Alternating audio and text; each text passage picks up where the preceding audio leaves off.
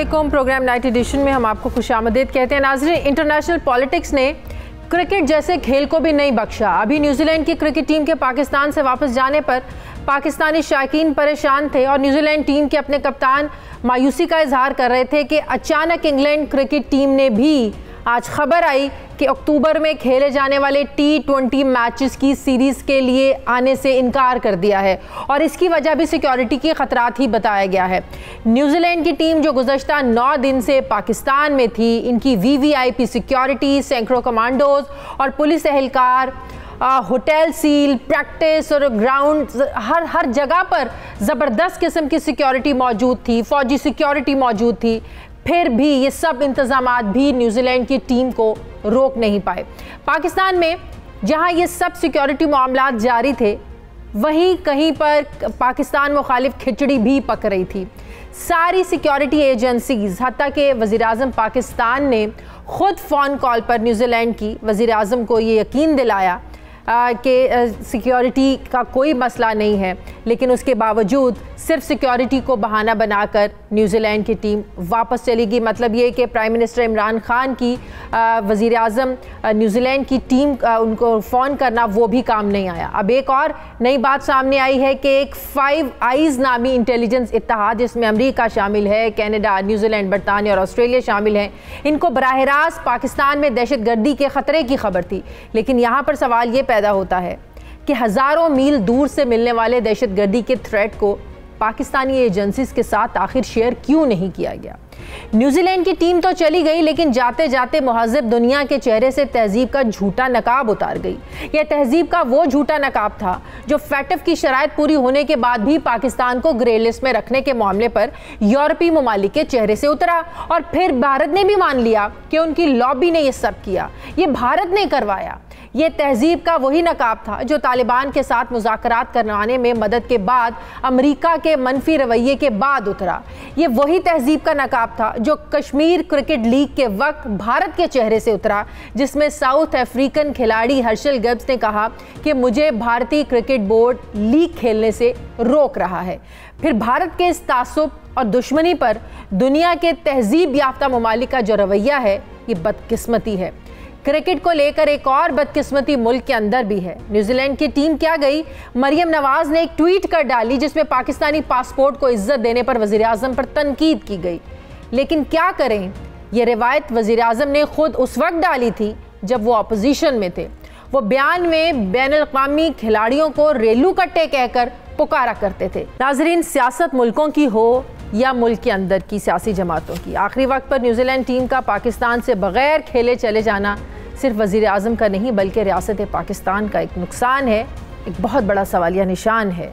इसी पर मैं बात करूंगी। मुझे ज्वाइन कर रहे हैं वफाकी वज़ीर दाखिला शेख रशीद अहमद साहब। अस्सलाम वालेकुम, बहुत बहुत शुक्रिया शेख साहब आपका। शेख साहब, ये ऑल ऑफ सडन क्या हुआ, न्यूजीलैंड की टीम चली गई वापस। अभी तो शायकीन उस वजह से परेशान मायूस थे, अभी तो हम वो वजह नहीं ढूंढ पाए कि इतनी सिक्योरिटी देने के बावजूद आखिर क्यों चली गई।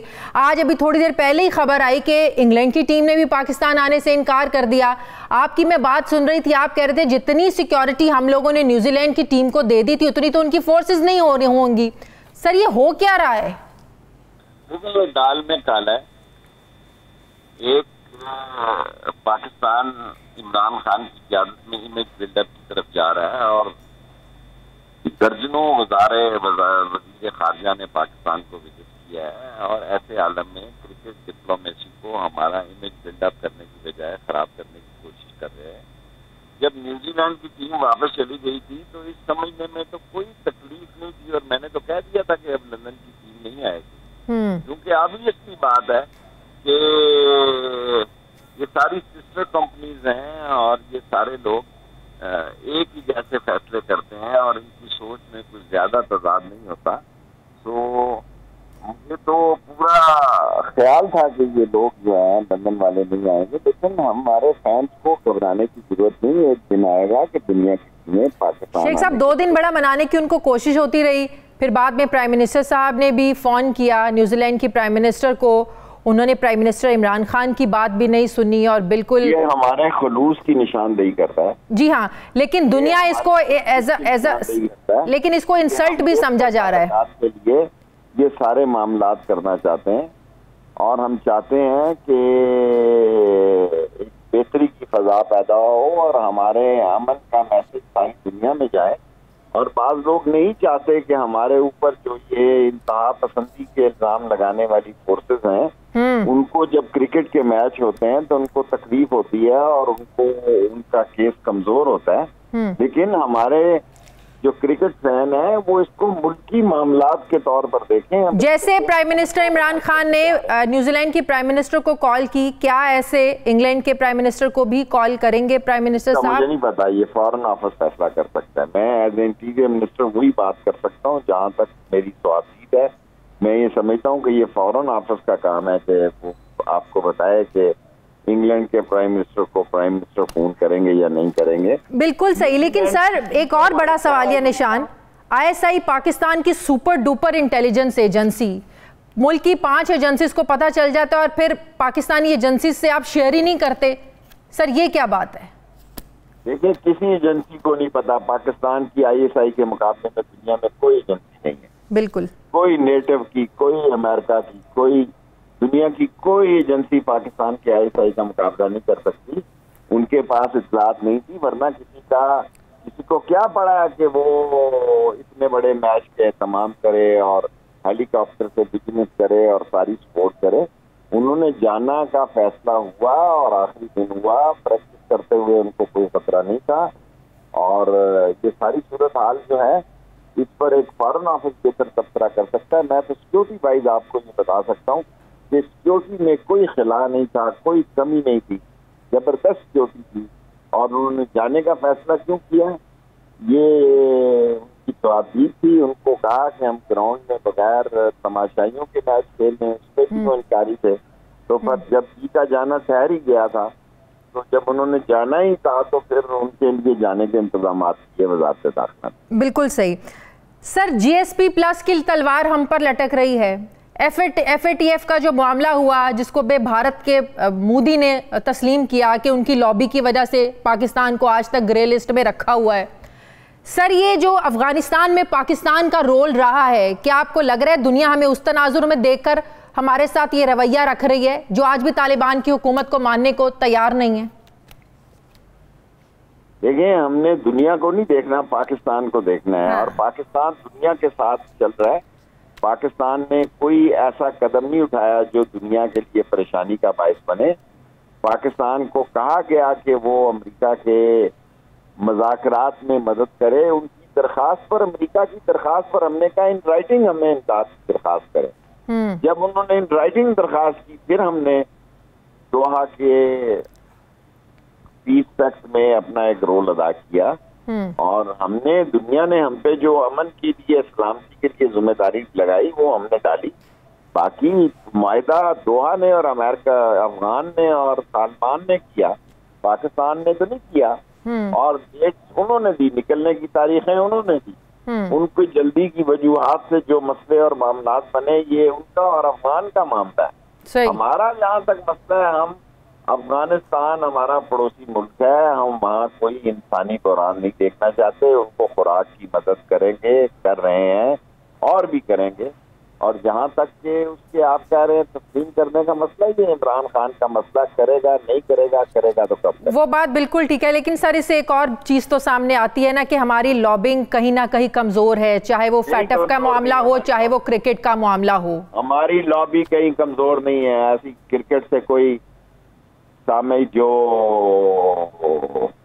उसके क्या कहते हैं शायकीन है या व्यूअर है, उनके दिल पर असर जरूर पड़ा। ये क़यामत नहीं गिर रही, और टीमें आएंगी, बहुत सारी टीमें आएंगी। लेकिन सर अल्लाह अल्लाह करके तो पाकिस्तान में क्रिकेट बहाल हुई थी श्रीलंकन टीम पर हमले के बाद।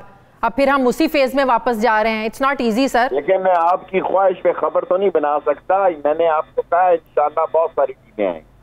ठीक है, बहुत बहुत शुक्रिया। वफाकी वज़ीर दाखिला शेख रशीद अहमद साहब मेरे साथ हैं। मुझे ज्वाइन कर रहे हैं साबिक टेस्ट क्रिकेटर मुश्ताक अहमद साहब। अस्सलाम वालेकुम, बहुत बहुत शुक्रिया मुश्ताक साहब आपका। मुश्ताक साहब, पहले न्यूजीलैंड क्रिकेट टीम ने पाकिस्तान आकर वापस जाने का फैसला किया, बावजूद इसके कि पाकिस्तान यकीन दिलाता रहा कि सिक्योरिटी के इंतहाई ज़बरदस्त किस्म के इंतजामात हैं। इमरान खान साहब ने फ़ोन भी किया न्यूजीलैंड की वज़ीर आज़म को, लेकिन बात नहीं बनी। आज खबर आ गई कि इंग्लैंड की टीम ने भी आने से इनकार कर दिया सिक्योरिटी वजूहात की बिना पर। क्या हमारी डिप्लोमेसी कमज़ोर है, हमारी लॉबिंग कमज़ोर है? सिक्योरिटी के मामला तो सबके सामने हैं, पाकिस्तान में अमन है, पाकिस्तान तो दूसरे ममालिक में अमन लाने की कोशिशें कर रहा है। जी बिस्मिल्लाह रहमान रहीम, बिल्कुल आप ठीक कह रही हैं कि देखें 4 हफ्ते बल्कि 8 हफ्ते तक आईसीसी की और न्यूजीलैंड की जो सिक्योरिटी वाले लोग थे वो पाकिस्तान में उन्होंने विजिट किया, उन्होंने रैक किया, पूरा रैकी करने के बाद उन्होंने एक ग्रीन सिग्नल दिया कि जी everything is fine with the Pakistan security. जो इन्होंने प्लान्स दिए उसके मुताबिक उन्होंने बिल्कुल ग्रीन सिग्नल दे दिया।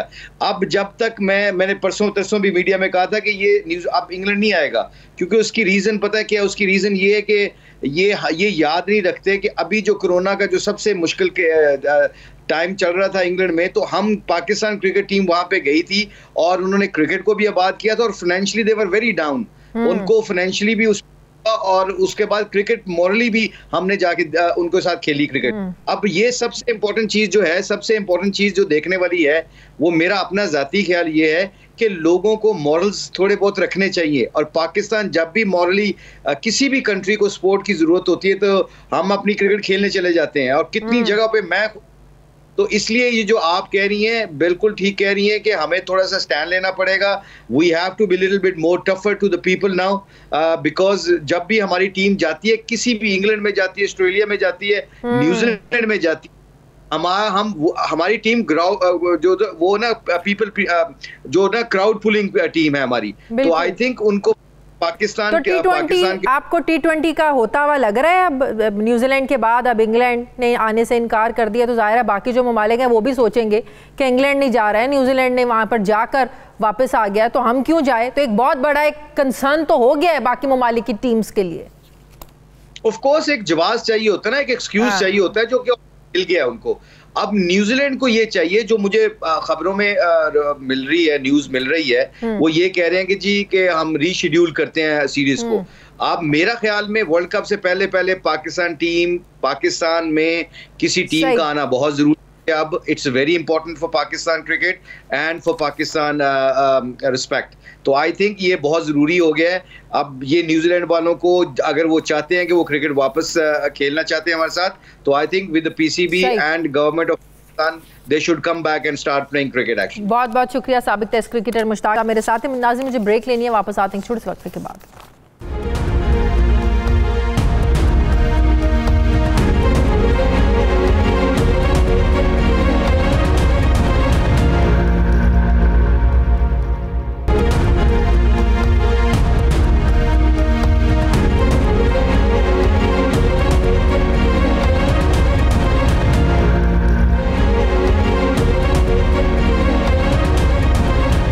ब्रेक के बाद एक बार फिर से आपको खुशामदीद कहते हैं।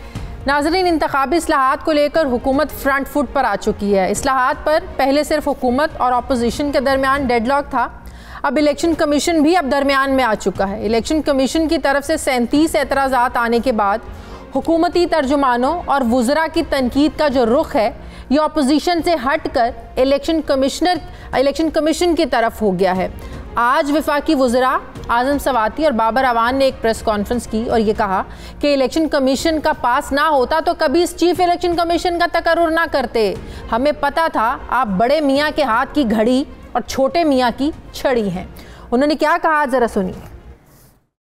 इलेक्शन एक्ट तो 2017 के अंदर हमने पास करके आपको दिया था। कितने साल गुजर गए कि आज कहते हैं कि वक्त नहीं है, एल्फी पकड़ गई, फिर क्या होगा? और हमें पता था कि बड़े मियाँ उसके जेब की आप घड़ी हैं, छोटे मियाँ में माशाल्लाह उसके हाथ की छड़ी हैं। इंशाल्लाह सिकंदर सुल्तान राजा साहब की हारता वो है जो हार मानता है। कानून और आईन जबरदस्त है कि तुम्हारी जात।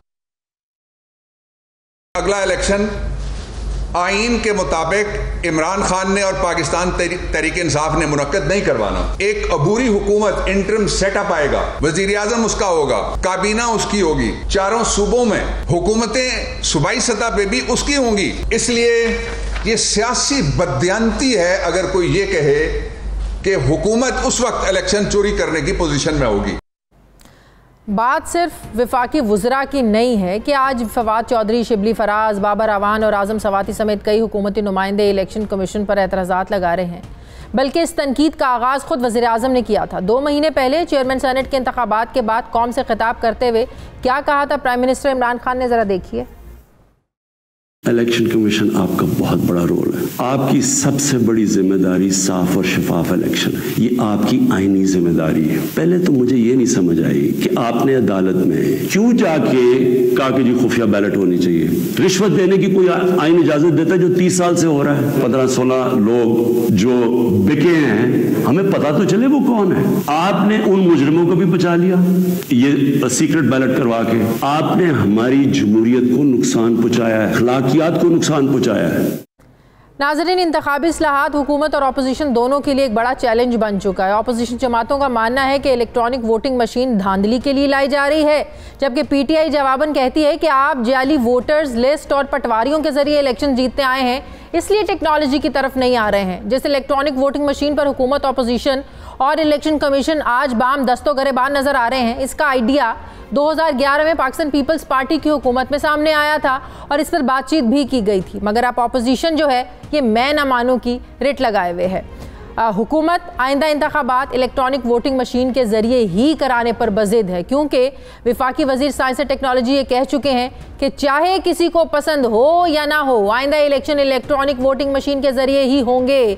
जबकि गुज़श्ता रोज़ सदर मुमलिकत डॉक्टर आरिफ अलवी ने अपने ट्वीट में फिलिपाइन में इलेक्ट्रॉनिक वोटिंग मशीन के इस्तेमाल की एक बड़ी ज़बरदस्त उन्होंने मिसाल दी। उन्होंने आदाद शुमार पेश करते हुए बताया कि 2019 में फिलिपाइन में इलेक्ट्रॉनिक वोटिंग मशीन के इस्तेमाल से ही नताइज सिर्फ चंद घंटों में सामने आ गए थे, मगर अपोजिशन और इलेक्शन कमीशन अपने 37 एतराज़ात के साथ इलेक्ट्रॉनिक वोटिंग मशीन की राह में रुकावट बना खड़ा है। अब देखना यह है कि इंतखाबी इस्लाहात का जो ये ऊँट है ये किस करवट बैठेगा। बात करूँगी मैं, मुझे ज्वाइन करें वज़ीर आज़म के मुआविन खुसूसी बराए सियासी रवाबित डॉक्टर शहबाज गिल साहब। अस्सलाम वालेकुम, बहुत बहुत शुक्रिया डॉक्टर साहब आपका। डॉक्टर साहब, आज आज़म सवाती साहब ने जो बातें की, बड़ी कन्फ्यूजन पैदा हुई जब उन्होंने ये बात की कि चीफ इलेक्शन कमिश्नर की तकर्री किस तरह हुई मुझे पता है, मैं ये राज कभी सामने नहीं लाऊंगा। तो अवाम ये जानना चाहती है कि आईनी इदारे के सरबरा को लगाते हुए उनको उनका नाम फाइनल करते हुए आखिर ऐसे क्या कॉम्प्रोमाइज़ थे जो आप लोगों को करने पड़े? मेरिट पर कॉम्प्रोमाइज़ किया आप लोगों ने क्या? बिस्मिल्लाहिर्रहमानिर्रहीम।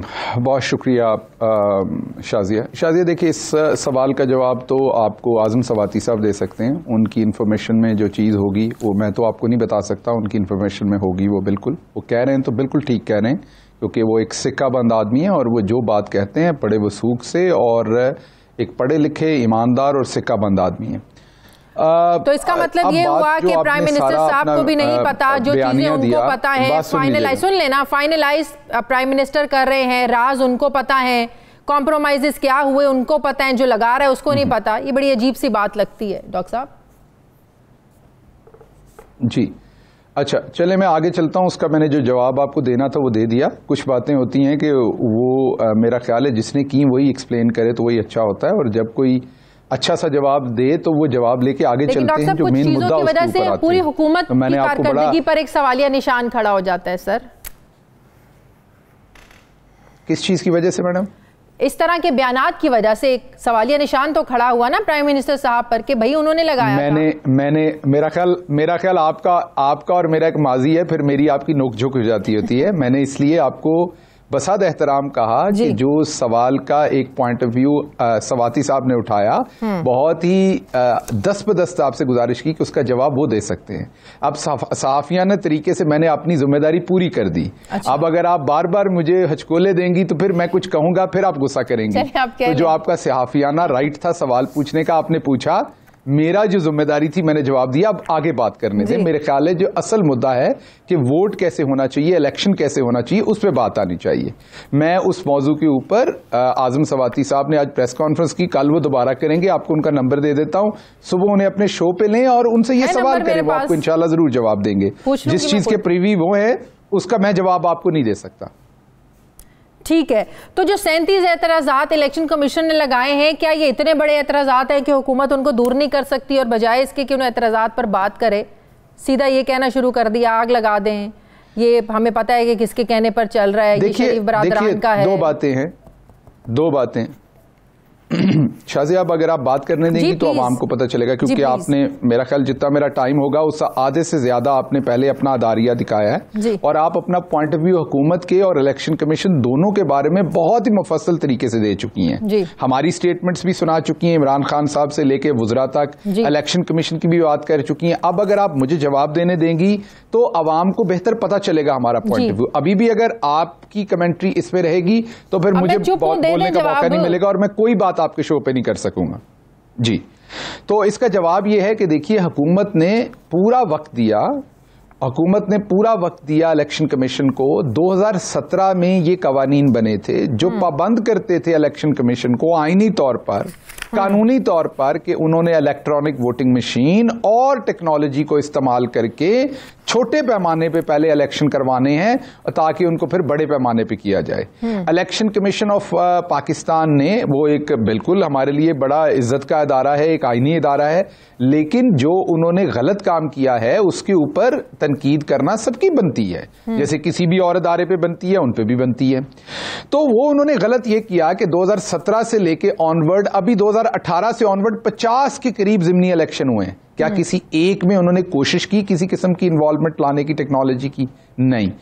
उसके बजाय उन्होंने जो किया उसमें एक बहुत ही बड़ी उनकी मैं ये कहूंगा बसद एहतराम के अंदर रहते हुए कि उनकी बहुत ही ज्यादा टिल्ट नजर आया हुकूमत की जो पॉलिसी है उसके मुखालिफ। हमने तो इस पे मैनिफेस्टो हमारा है कि हमने रिफॉर्म्स करनी है, हम तो वोट इस पे लेके आए हुए हैं, तो हमारी तो पॉलिसी हम आज नहीं कह रहे, हम तो हुकूमत में आने से पहले से कह रहे हैं कि वोटिंग का निजाम चेंज होना चाहिए। हमने तो पिछली पूरी जो टेन्योर था नून लीग का, उसमें हमने, आपको याद होगा, धरना दिया, एहतजाज किया, हमने तो 4 हल्के खिलवाने पे बात की। आपको पता है हमारा तो माजी है, ये हमारे लिए तो बहुत इंपॉर्टेंट बात है।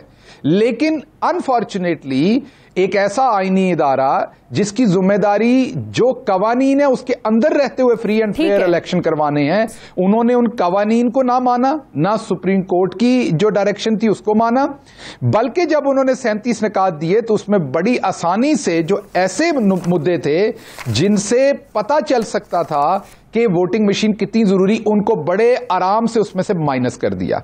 तो इसमें थोड़ी सी ये एक बदयांती नजर आती है। मसलन फिलीपीन के जो इलेक्शन हुए उसके अंदर जो लोगों का ट्रस्ट था, वो जो 2007 में पेपर वोट हुआ जैसे हमारा होता है, तो 35% लोग उसको ट्रस्ट करते थे। 2010 में जब उनके यहाँ ईवीएम आई तो 75% लोगों ने कहा इलेक्शन दुरुस्त हुए। 2019 में उन लोगों ने कहा, तकरीबन 89%, 90% लोगों ने कहा कि आप देखिए ईवीएम के आने के बाद उनके यहाँ चीजें बेहतर होती गई।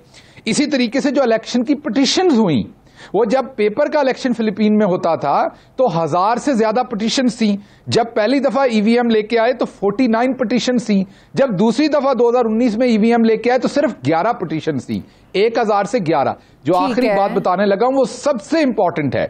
2007 में जब पेपर का इलेक्शन हुआ तो पाकिस्तान में भी कभी उस तरीके का खूनरेज इलेक्शन नहीं हुआ जो फिलीपीन में हुआ था। 2007 में 100 से ज्यादा प्रिजाइडिंग ऑफिसर कत्ल हुए।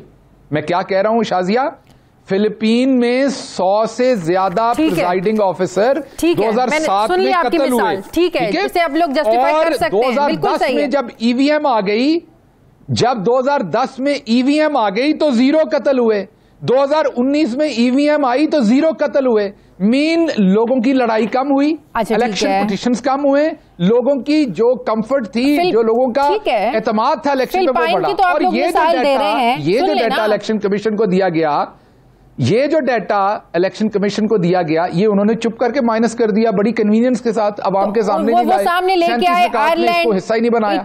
इलेक्शन कमीशन का काम ये था, तहफुजात, वो कहते हैं कि इन ममालिक ने तो छोड़ा है, वहां क्या ये चीफ इलेक्शन कमिश्नर है और चीजें। शाजिया देखिए शाजिया एक सेकंड रुकिए। अगर आपने इन तमाम चीजों पे बात करी, पूरा घंटे का प्रोग्राम करिए, मैं कल आपके साथ बैठता हूं। फिनलैंड में इंटरनेट इस्तेमाल हुआ, बहुत सारे मुल्कों ने बहुत सारी ऐसी टेक्नोलॉजी इस्तेमाल की जो उन्होंने बाद में चेंज की। हमने उन तमाम से सबक सीख के जो एक इस टाइम सबसे मुस्तनद टेक्नोलॉजी है वो हम इस्तेमाल कर रहे हैं। आप ये तो देखिए ना, फिनलैंड की मशीन क्या थी और ये क्या थी। आपको पता है इंटरनेट के साथ जो चीजें लिंक होती हैं वो हैक हो जाती हैं। इस तरह तो बहुत सारी चीजें पूरी दुनिया के अंदर बहुत सारी कंपनीज को फाइन होते हैं। अभी वॉक्सवैगन को अमेरिका के अंदर फाइन हुआ था। ये सामने रखे क्या ये मुश्किल था इन एतराजात को दूर करके उनको राजी करना?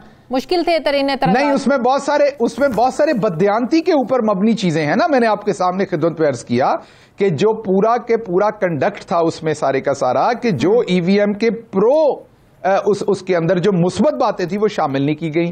तमाम मनफी बातें जिनका कोई लेना देना नहीं है, टर्न आउट बढ़ेगा कि नहीं बढ़ेगा, और बहुत सारी बातें जिनका ईवीएम के साथ कोई लेना देना नहीं है डायरेक्टली, उनको शामिल किया गया। सिर्फ मुखालफत बराए मुखालफत। तो जब यह हुकूमत को कंफर्म हो गया, हुकूमत ने बहुत रिस्ट्रेन का मुजाहरा किया। आपको याद होगा कि जिस तरीके से रातों रात हुकूमत मुखालिफ जो चीजें क्या लगता है शरीफ बरादरान के साथ करीबी ताल्लुकात होने की वजह से ये सब कुछ ऐसा कर रहे हैं, ये लग रहा है आपको? ये तो आपको पता होगा, मैं जाती तौर पर इस चीज को नहीं जानता। आजम सवाती साहब ने कहा तो उनको बिल्कुल इस बात का पता होगा। जी, ये तो आपके वुज़रा बात करते हैं ना, सब लोग बात करते हैं ना हुकूमत में, चीफ इलेक्शन कमिश्नर साहब के हवाले से। नहीं होगा, आजम सवाती साहब ने कहा तो जरूर होगा, मैं डिनाई नहीं कर रहा। मैं जाती कैपेसिटी में नहीं जानता कि इनके कितने रिलेशनशिप में, लेकिन उन्होंने एक प्लेटफॉर्म पे कहा है, बिल्कुल उन्होंने फॉर्मल तरीके से कहा है, कोई लुक छुप के नहीं कहा, तो बिल्कुल होगा इनके रिलेशनशिप। कब होना ऐसा चाहिए कि प्राइम मिनिस्टर साहब को ये सब बातें आजम सवाती साहब को बतानी चाहिए, करने के लिए सब कुछ कर रहे हैं। ये जो एक कंफ्यूजन है, ज़ाहिर है कानी इदारे के सरबराह पर ये सारे इल्जामात लग रहे हैं, ये सब चीजें खुलकर सामने आनी चाहिए। कंफ्यूजन क्या, उन्होंने तो क्लियर और किस तरह से बताएं? नहीं, और किस तरह से बताएं? वो कह रहे हैं कि हम बता नहीं सकते कि किस वजह से आपको लगाया, पता नहीं क्या रुकावट है कि वो बता नहीं सकते, और फिर पता नहीं क्या रुकावट थी जिसकी वजह से लगाया। लगे, लेकिन ये तो वो बता रहे हैं ना उनका रिलेशनशिप किसके साथ है। वो तो एक जुमला है ना जिसको आप पकड़ रही हैं बार बार के किस वजह से। वो मेरा ख्याल शायद आजम सवाती साहब बता सके तो ना आपसे वजन उठाया जाना है, ना आपके चैनल से उठाया जाना है, तो वो ना उस तरफ को जाए ना, बार बार उसको छोड़ दे। तो ये फिर साफ कह दें कि बात पीछे कुछ और है, फिर हम बहस ही बेकार में बहस कर रहे हैं, शो में नहीं आ रहा। नहीं, फिर बात ही फिर तो ये सारी बहस ही बेकार की हो गई ना। उसमें बात करें जो इलेक्शन की बात हो रही है। ठीक है, बहुत बहुत शुक्रिया। इलेक्शन कैसे करना है, ठीक है, बहुत बहुत शुक्रिया। आप आज़म के मुआविन खुसूसी बराए सियासी रवाबित डॉक्टर शहबाज गिल साहब हमारे साथ थे। मुझे प्रोग्राम में एक ब्रेक लेनी है नाज़रीन, वापस आते हैं एक छोटे से वक्फे के बाद।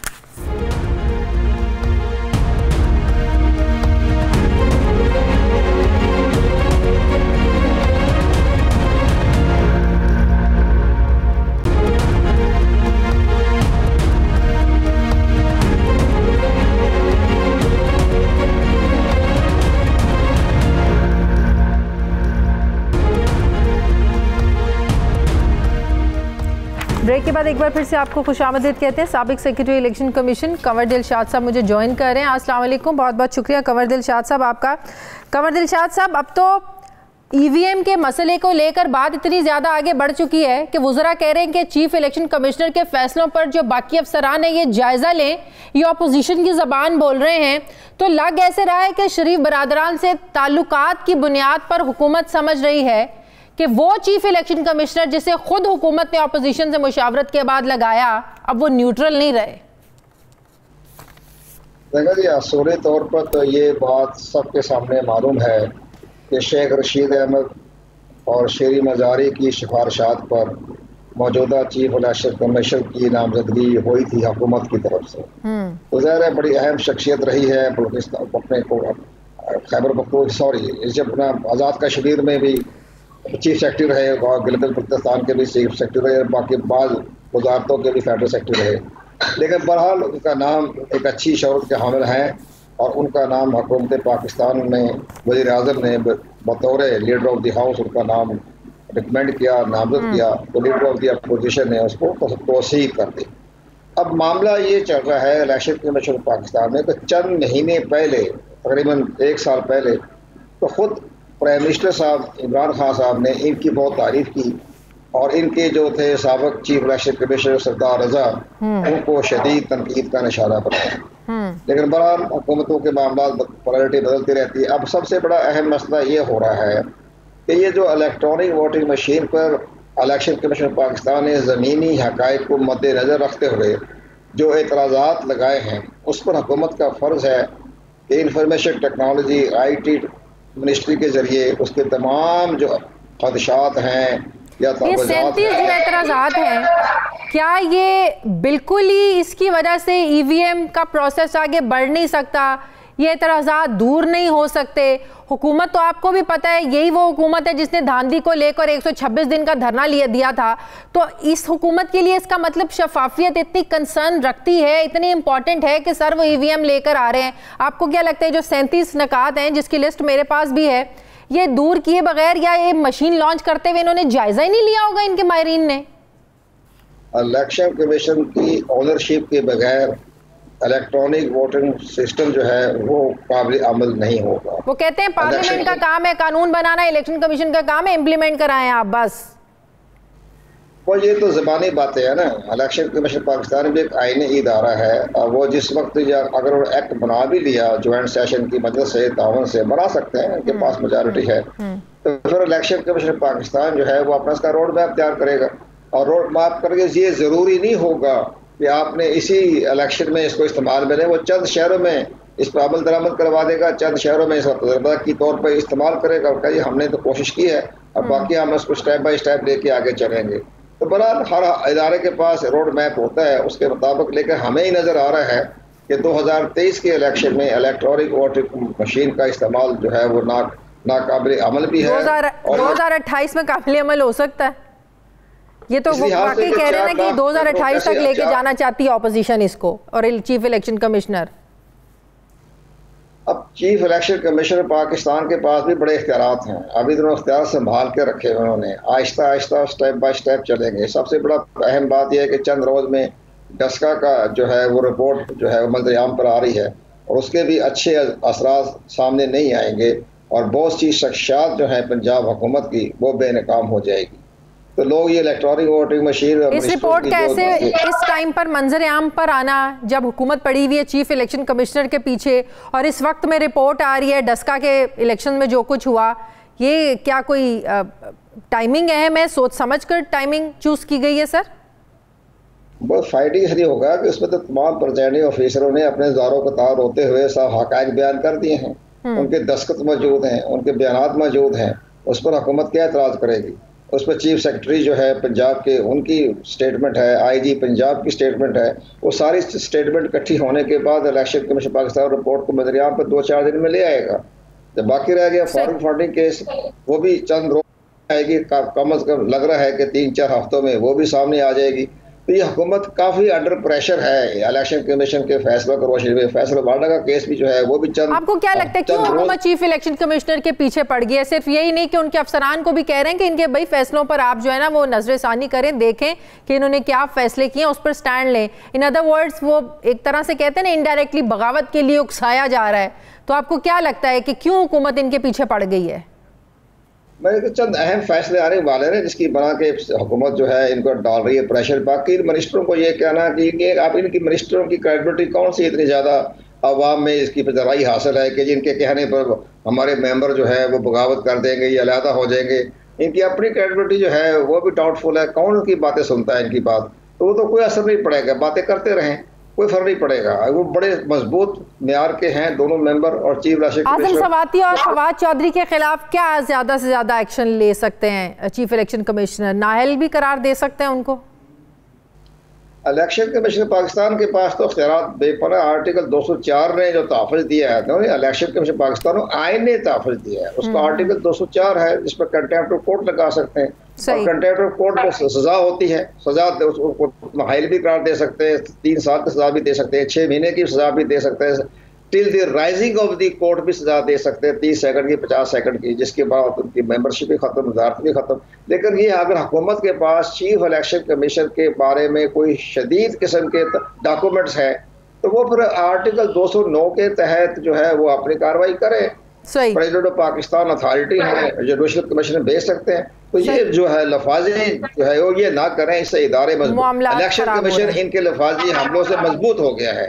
अवाम में ये गैर जानबदारी की मुसलमा तौर पर तस्लीम कर ले गया अवाम ने कि इलेक्शन कमीशन गैर जानबदार है, जिसकी बना पर हुकूमत उनके पीछे हाथ धो के पड़ गई है। तो वो इन्होंने तो इलेक्शन कमीशन को मजबूत कर दिया, इनके एतराज़ात करके, इन पर यलगार करके, लफाजी हमले करके। बहुत शुक्रिया secretary election commission Kanwar Dilshad साहब मेरे साथ थे। नाज़रीन मुझे प्रोग्राम में एक ब्रेक लेनी है, वापस आते हैं छोटे से वक्फे के बाद।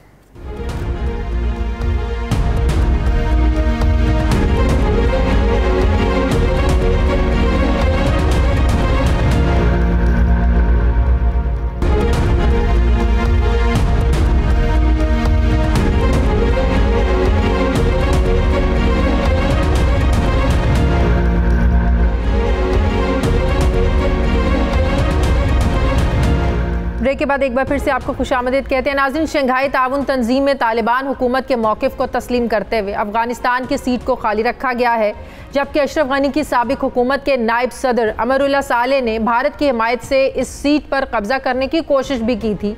इसे अफ़गानिस्तान हुकूमत की पहली सिफारती जीत कहा जा रहा है। नाज़रीन, अफ़गानिस्तान में तालिबान की हुकूमत ख़वातीन की आज़ादी को लेकर कन्फ्यूजन में है। एक तरफ ख़वातीन के काम की बात की जाती है, ख़वातीन के हुकूक की बात की जाती है, लेकिन दूसरी तरफ सिटी डिस्ट्रिक्ट हुकूमत ने ख़वातीन को काम पर आने से मना कर दिया है। पाकिस्तान समेत तालिबान हुकूमत के हिमायती अमन के इस्तेहकाम के लिए अफ़गानिस्तान की माली इमदाद के लिए अपीलें कर रहे हैं। इस वक्त सिर्फ मुआशी मजबूती ही अफ़गानिस्तान में निज़ाम हुकूमत को चला सकती है, लेकिन बरतानिया, यूरोप, हत्ता कि अमरीका ने भी तालिबान हुकूमत को तस्लीम करने के लिए जो शर्त लगाई है, इसमें सबसे अव्वलीन शर्त है ख़वातीन के हुकूक और ख़वातीन की आज़ादी।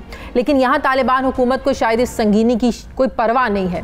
काबुल के उबूरी मेयर हमदुल्ला नामूनी ने सिटी गवर्नमेंट के ख़वातीन अमले को घरों में रहने को कहा है। सिर्फ वही ख़वातीन काम करने आ सकती हैं जो काम मर्द नहीं कर सकते।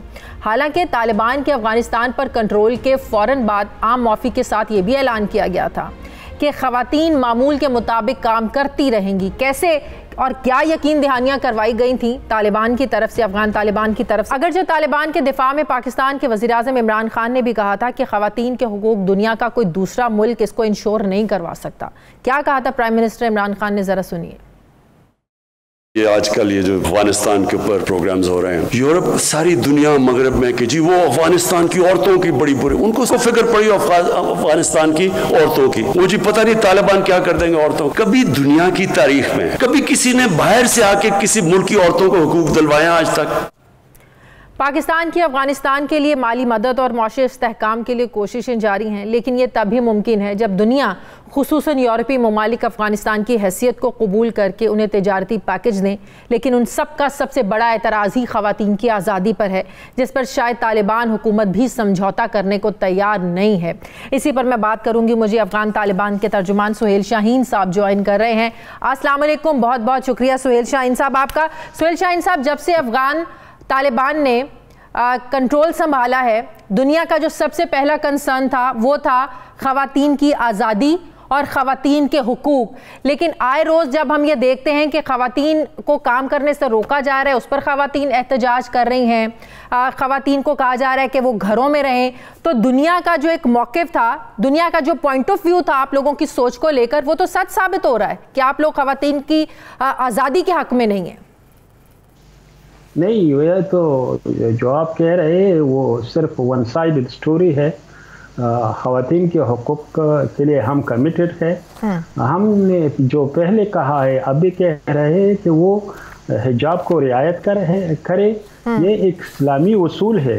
ये हमारे अफ़गान माशरे में भी एज अ मुस्लिम सोसाइटी लागू होते हैं, आपके सोसाइटी में भी, और सारी जगह मुसलमान है आप पर भी वो इस्लामी उसूल है, वही कहते हैं। लेकिन उसकी जो access to education to work हमने कभी उसको डिनाई नहीं किया है, अभी भी जा रहे हैं।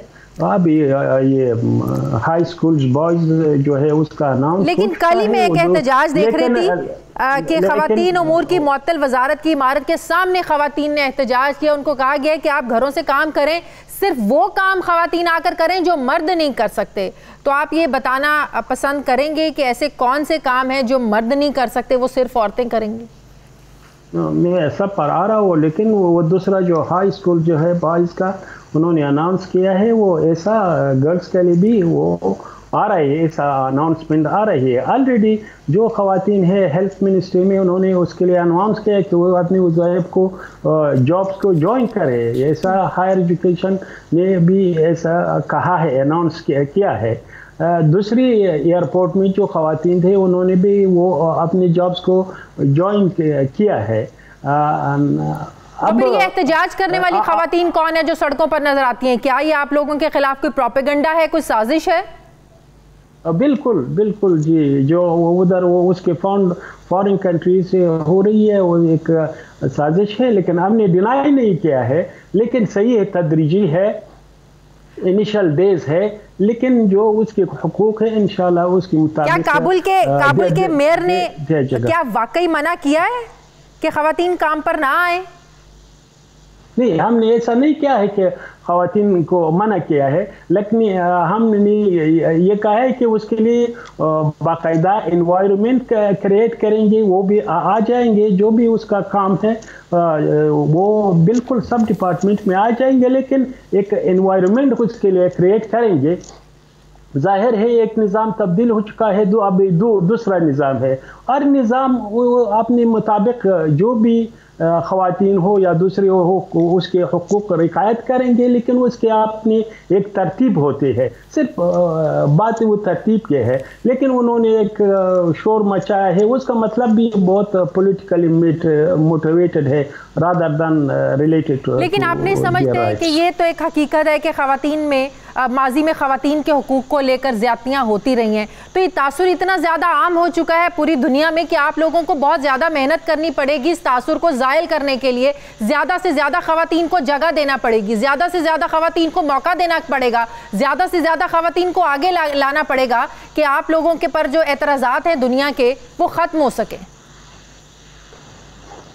वाकई हम बहुत चैलेंजेस है हमारे इकोनॉमी के, ये भी है, दूसरी चैलेंज भी है और प्रोपागेंडा भी है, उसको सामना करना है। लेकिन ये ख़वातीन जब वो फॉर्मर काबुल एडमिनिस्ट्रेशन में उसकी हज़ारों की तादाद उसकी डोमेस्टिक वायलेशन थे, उसके बहुत केसेस है, तो उस टॉर्चर्स के केसेस थे, उस टाइम उन्होंने क्यों आवाज़ नहीं उठाई? वो तो हजारों के तादाद में उस टाइम में थे, हमारे अभी तो ऐसा नहीं है, लेकिन उसका ये वाकई चैलेंजेस के हमने सामना है, तो हम उम्मीद करते हैं कि सारे मसाइल को हल कर दे, उसकी जायज़ हुकूक जो ख़वातीन के वो सब उसको। लेकिन सुहेल शाहीन साहब, दुनिया में शायद कोई ऐसा मुल्क नहीं है जहाँ पर इतनी पाबंदियाँ हों जितनी आप लोग लगा रहे हैं अफगान ख़वातीन पर। हमने तो और पाबंदी नहीं लगाई है, हमने कहा है कि हिजाब, तो मेरे ख्याल में अगर वो उसको पाबंदी समझते हैं वो ख़वातीन होंगे जो अफगान माशरे के नहीं है, वो दोनों अपनी वेस्टर्न कंट्रीज़ में उसकी फैमिलीज भी उधर है, लेकिन अफगान ख़वातीन के लिए वो ये पाबंदी नहीं बल्कि वो अपनी मर्ज़ी से उसको रियायत करते हैं। सही। अच्छा, एक और चीज़ कि आप लोगों के मामलात को लेकर पाकिस्तान ने इस ख्वाहिश का भी इजहार किया है कि अफ़गानिस्तान में अमन कायम होना चाहिए। पाकिस्तान की जो कोशिशें हैं, आज दुनिया हमें इस नज़र से देख रही है कि पंजशेर सूबे में जो लड़ाई थी आप लोगों की, उस पर पूरी दुनिया ने ये कह दिया कि पाकिस्तान ने मदद की है आप लोगों की अफ़गान तालिबान की, जिस पर हम पर ये जो है ना वो तलवार लटकना शुरू हो गई है कि GSP+ का जो स्टेटस है उस पर दुनिया नज़रसानी करेगी। तो क्या आप ये बताएंगे कि पंजशेर की जो लड़ाई थी वो इतनी मुश्किल थी कि आपको पाकिस्तानी फोर्सेस को बुलाना पड़ता? बहरहाल आप इसकी तरदीद तो कर चुके हैं। मैंने इसका कई बार तरदीद कर चुका हूँ। जब हम एक अमेरिका सुपर पावर के खिलाफ 20 साल लड़ते थे और कामयाब भी हो गए, उसके साथ और भी 56 और ममालिक थे उसके खिलाफ लड़ते थे, कोई किसको ज़रूरत नहीं थी कि हम उसकी मदद मांग ले। पंजशेर एक सुपर पावर से भी एक बड़ा सुपर पावर है कि हम वो उसका मुकाबला नहीं कर सकते थे, ये तो सारे प्रोपेगेंडा है। इस तरह वो दूसरी प्रोपेगेंडा भी हमारे खिलाफ है। अनफॉर्चुनेटली जो पॉलिसी बनती है हमारे खिलाफ वो सारे प्रोपेगेंडा बेस्ड है, उसकी डिस्टॉर्टेड इंफॉर्मेशन, गलत मालूमात की बिना पर वो पॉलिसी बनती रही है। इसलिए तो हम चाहते हैं दुनिया से कि वो फेयरनेस दिखाए और उसकी सारी पॉलिसी जस्टिस पर हो और जो ज़मीनी हक़ाइक़ है, ग्राउंड रियलिटीज़ है, और उस पर मबनी हो। माली मामलात आप लोगों के कैसे चल रहे हैं? इसमें कोई शक नहीं है कि इस वक्त माली मामलात चलाने के लिए आप लोगों के पास पैसा होना ज़रूरी है, मईशत का मजबूत होना ज़रूरी है, दुनिया भी आप लोगों को मानने से इनकारी है। तो कैसे आप लोगों के मामलात चल रहे हैं? कितना बड़ा चैलेंज है इस वक्त ये आप लोगों के लिए? चैलेंज है, लेकिन इंशाअल्लाह अल्लाह तबारक ताला की नसरत से और अपने लोगों के सपोर्ट से, हिमायत से हम इस पर भी गालिब आ जाएंगे। हमारे जो 10 बिलियन का रिजर्व से ये अफगान आवाम की एसेट है, उसको अनफ्रीज कर देना चाहिए। ये बहुत बड़ा जुल्म है कि हमारे लोग 70% पॉवर्टी लाइन के अंदर जिंदगी गुजार रहे हैं और ये एसेट प्रेस है। ये तो हमारे लोगों के, हमारे आवाम के खिलाफ एक दुश्मनी है। ये मेरे ख्याल में एक एंटी ह्यूमन, गैर इंसानी एक अमल है। इसी तरह हमारे सारे बॉर्डर्स हमारे हाथ में है, सारे सिटीज हमारे हाथ में है। हम एक क्या ये जो 10 अरब डॉलर है, क्या आपने मुल्क का और अपने आवाम का प्रोटेक्ट करे, तो इसलिए होना चाहिए कि यूएन भी हमें रिकॉग्नाइज करे और दूसरे ममालिक भी है। ये 10 अरब डॉलर की बात, ये क्राइटेरिया है क्या हम बिल्कुल हमारे वो हमने पूरा किया है। दोहा एग्रीमेंट में 10 अरब डॉलर्स की बात हुई थी जी। दोहा एग्रीमेंट में ये जो 10 अरब डॉलर हैं जो अब आप लोगों को नहीं मिल रहे हैं, इसकी बात हुई थी? तो क्या जरूरत है, ये तो हमारे एसेट है। उसका हम एसेट के बारे में, अपने एसेट के बारे में दोहा एग्रीमेंट क्यों उसको बहस में डाले। ये तो हमारे पैसे है, हमारे आवाम के है, उसको दे दे, ये हमारा हक है। दोहा एग्रीमेंट में तो इस पर हो गए कि अफगानिस्तान ऑक्युपाइड हो चुका है, इश्गाल है, खारिजी हाकिमियत है, उसको खत्म कर दे। इस पर हो गए थे कि हम अफगानिस्तान की सरजमीन को किसी के खिलाफ इजाजत नहीं देंगे। ये तो दो मेन इशू थे टेबल पर, उसके लिए हमने हद निकाला दोहा एग्रीमेंट में। और लेकिन ये तो कोई मुल्क भी आपके अपने एसेट पर दूसरे के साथ आप बातचीत करते हो, उस पर नेगोशिएशन की मेज पर लाते हो, ये तो रैशनल नहीं है। सही, बहुत बहुत शुक्रिया। अफगान तालिबान के तर्जुमान सुहेल शाहीन साहब मेरे साथ हैं। नाज़रीन, हमारे प्रोग्राम का वक्त खत्म हो गया। फीडबैक ज़रूर दीजिएगा, अपना ख्याल रखिएगा। मुझे इजाज़त दीजिए, अल्लाह हाफिज़।